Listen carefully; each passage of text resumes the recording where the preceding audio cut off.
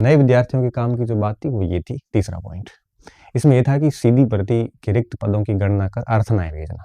अर्थना का मतलब सीधा-सा ये होता है कि शिक्षा निदेशालय बीकानेर क्या करेगा, सभी विद्यालय पीओ से प्रिंसिपल को एक लेटर लिखेगा और उसमें ये कहेगा कि स्कूल लेक्चरर, वरिष्ठ अध्यापक और इसके अलावा अन्य संवर्ग में जैसे लैब असिस्टेंट है, लाइब्रेरियन है, अध्यापक है, L1 है, L2 है, L2 में भी साइंस के कितने, हिंदी के कितने, संस्कृत के कितने, उर्दू, सिंधी, सामाजिक हर वर्ग। तो विद्यालय के अंदर इनके अलावा प्रिंसिपल, हेडमास्टर जितने भी हैं, उन सब की काउंटिंग करके ये बताना है कि कुल कितने पद वैकेंट है।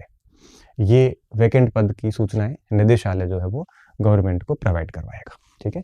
अब जब निदेशालय सरकार को, जैसे देखो क्या होता है, निदेशालय क्या करता है, निदेशालय ये सूचना भेजता है आपके डीओपीटी के पास, है ना, कार्मिक मंत्रालय के पास।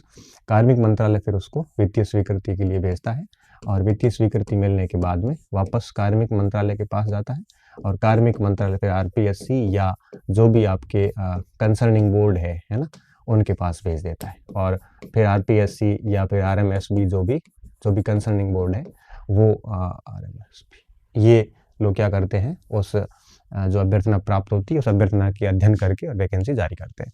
तो इस पूरी प्रक्रिया को आप मान के चलिए कम से कम अब निदेशालय 1 महीने में ये सारी जानकारी डीओपीटी को देगा।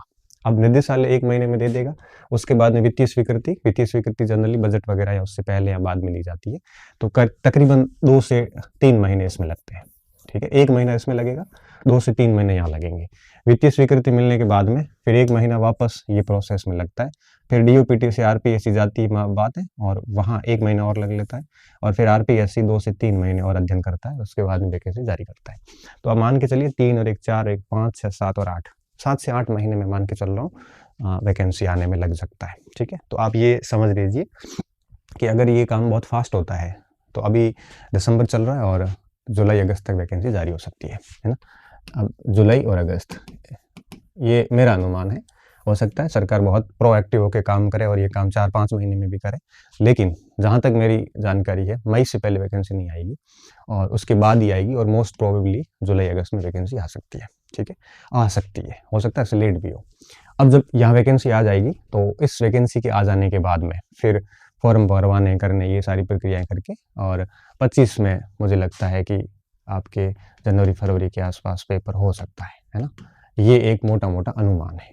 ये अनुमान मैं इस बेस पे कर रहा हूँ कि पुरानी सरकारों के द्वारा लिए किए गए कार्यों का एक अनुभव है मेरे पास और 8-10 साल से मैं बहुत नज़दीकी से इन चीज़ों को देख रहा हूँ।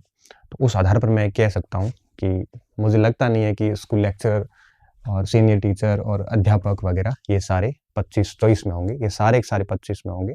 पहले फर्स्ट ग्रेड होगी, फिर सेकंड ग्रेड होगी, फिर थर्ड ग्रेड होगी, ऐसा मुझे लगता है, ठीक है? तो अभी आप जो है बिल्कुल ऐसे ऊहा-पोह की स्थिति में ना आए।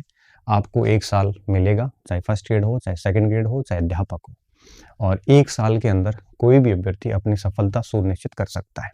1 साल का आपको पर्याप्त टाइम मिलने वाला है। तो ये आप मान के चलिए, आज से ही मान के चलिए।